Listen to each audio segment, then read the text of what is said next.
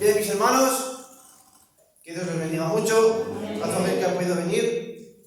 Y sin más, mis hermanos, vamos a poner en pie todo aquel que pueda.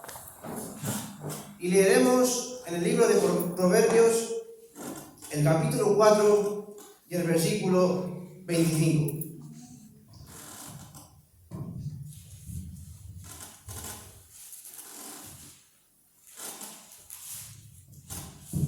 Y dice así la palabra de Dios en Proverbios 4, 25. Tus ojos miren lo recto y diríjanse tus párpados hacia lo que tienes delante. Lo vuelvo a leer. Tus ojos miren lo recto y diríjanse tus párpados hacia lo que tienes delante. Podemos tomar asiento. Bien, mis hermanos, como hemos leído la palabra de Dios, la palabra de Dios, mis hermanos, es incambiable. Todo lo que dice, mis hermanos, no puede pasar. Y nos dice que miremos nuestros ojos lo recto.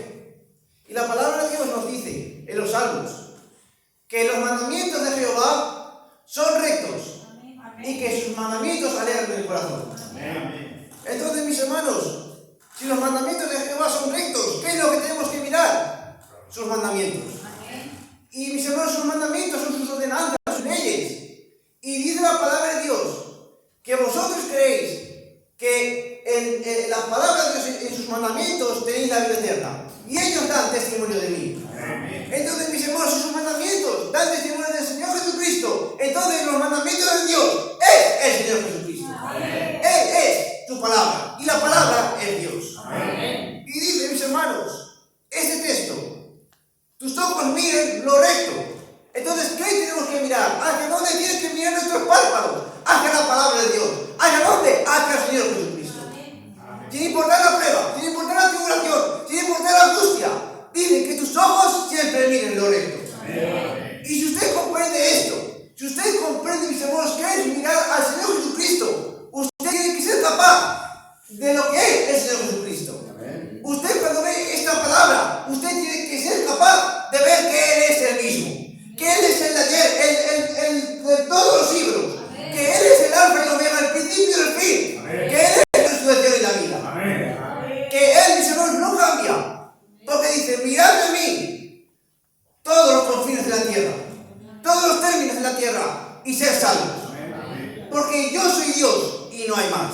Él es el único lugar donde mirar, en el que podemos ser salvos, el único lugar, mis hermanos, donde podemos ser hallados, porque Él, mis hermanos, es el Señor Jesucristo. Y ahora, mis hermanos, si nosotros miramos a otro lugar que no sea el Señor Jesús, nosotros no podemos ser salvos, porque eso es lo que dice la palabra de Dios: mirando a mí todos los términos de la tierra y ser salvos. Ahora, mis hermanos, aquí podemos ver a una mujer que se le había muerto, mis hermanos, su hermano. Ella fue a llamar al Señor Jesús. Y el Señor Jesús vino tarde a propósito para que el Lázaro se pudiera ver el gran milagro que iba a hacer el Señor. Ahora, mis hermanos, dice que el Señor fue allá donde estaba Lázaro, donde se encontraba este hombre muerto. Ya estaba en el sepulcro, mis hermanos. Y el Señor dijo: quitad la piedra. Pero Marta dice que dijo: maestro, ya lleva 4 días muerto. Y el Señor Jesús le contestó: Marta, ¿no te he dicho que si crees, verás la gloria de Dios? En esta tarde, mis hermanos, ¿en qué estamos poniendo nuestra mirada? Si Él es la resurrección y la vida, si Él es el alfa y el omega, el principio y el fin, da igual, mis hermanos, en qué momento nos encontremos. Si nosotros ponemos la mirada en Él, veremos la gloria de Dios. Pero Marta no estaba mirando, mis hermanos, la gloria de Dios. Marta estaba poniendo duda en medio y no estaba permitiendo que la gloria de Dios pasase y hiciese milagro en su vida. Porque, mis hermanos, si nosotros tenemos fe en su palabra, nosotros seremos capaces entonces de ver al Señor Jesús. Porque sin fe es imposible agradar a Dios. Por eso es necesario, mis hermanos, que nosotros tengamos fe, porque dice la palabra de Dios que Él, puestos los ojos en el Señor Jesús, autor y consumador de la fe, porque Él fue el autor, el que que creó la fe. Y si Él creó la fe, sus hijos también tienen que tener fe. Porque si son sus hijos, nacen de ellos el tener fe en Dios. ¿En qué? En mirar las palabras de Dios y creer en ellas. Y si creemos en sus palabras, creemos en sus mandamientos, nosotros podemos mirar al Señor Jesucristo. Podemos ver, mis hermanos, a este hombre Pedro. Este hombre dice que estaba navegando, mis hermanos, con todos sus compañeros, los discípulos del Señor en aquella barca. Y el mar se empezó a agitar, se empezó a mover, mis hermanos. Y apareció el Señor Jesús andando entre las aguas. Y dijeron los apóstoles: mirad, un fantasma y te pero dijeron: no temáis, yo soy. Y le dijo Pedro: Señor, si eres tú, manda que yo vea a ti sobre las aguas. Y dijo el Señor: ven. El Señor le dijo que fuera. ¿Y qué hizo Pedro? Bajó del agua, perdón. Y él puso sus pies sobre el agua y comenzó a andar. Porque Dios dijo: ven. Y todo lo que pida, dígalo con fe. Y el Señor Jesucristo lo va a cumplir. Porque, mis hermanos, como hemos dicho, el Señor Jesucristo no cambia. Cambiarán las modas, cambiarán las personas, cambiará la ciencia. Pero, mis hermanos, lo que el Señor dice lo cumple. Amén. Y como el Señor Jesucristo dijo: ven, podían haber tormentas, rayos, podía caer del cielo un meteorito, y Pedro aún seguiría en firme sobre las aguas. Amén. Pero el Señor Jesucristo dijo: ven, y ahí Pedro iba a permanecer. Amén. Y Pedro, mis hermanos, se iba dirigiendo quizás hacia Jesús.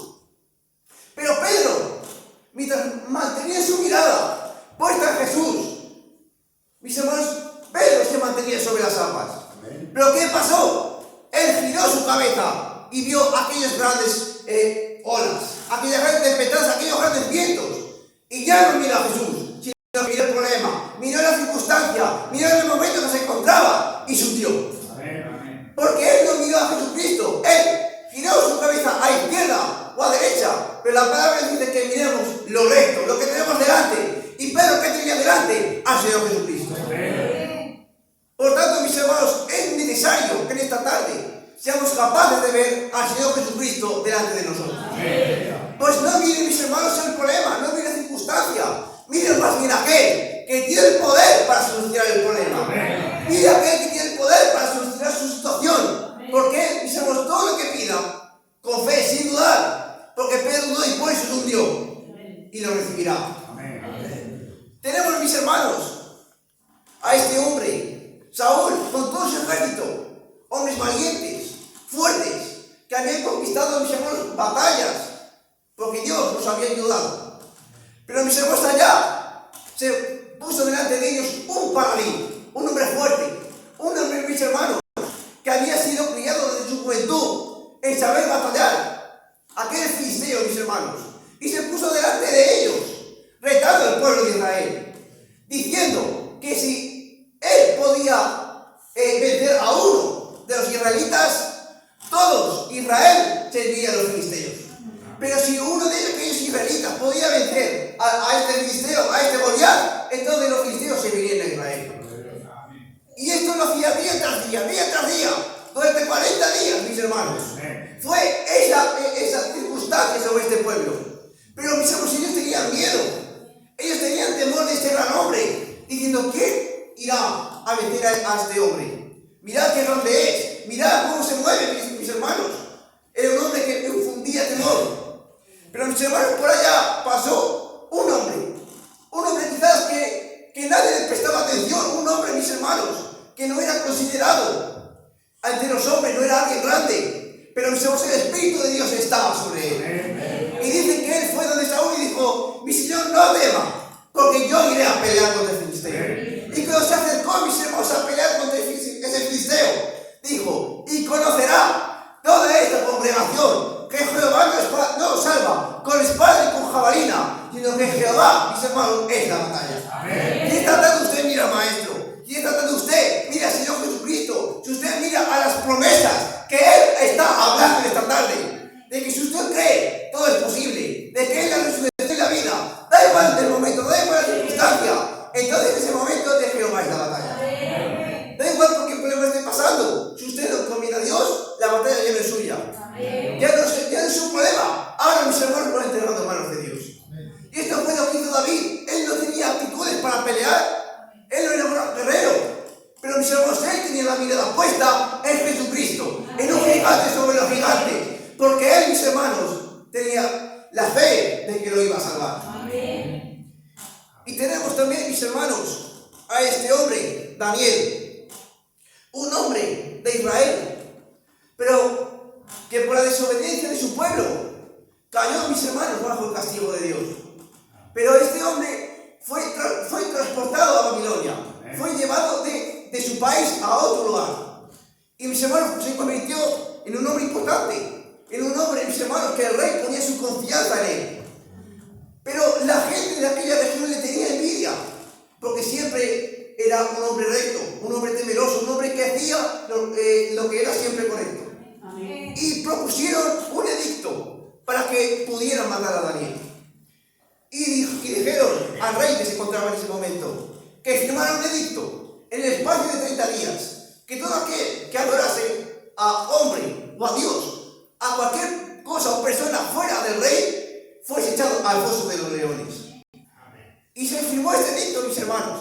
Y Daniel escuchó el edicto, pero él, mis hermanos, no se puso a mirar qué manera esconderse o de qué manera actuar para que eso no le afectara. No, mis hermanos, sino que dice que entrando a su aposento, mis hermanos, él con su ventana abierta, mirando hacia Jerusalén, dice que se puso a orar como lo solía hacer antes. Y mis hermanos, cuando Salomón construyó el templo en el que habitaba, mis hermanos, el Señor, él hizo una oración diciendo que todo aquel que estuviera lejos y mirase a el templo que Dios hizo, que todo aquel que mirase y rogase y pidiese, mis hermanos, el Señor miraría desde los cielos y entonces contestaría la oración de sus siervos.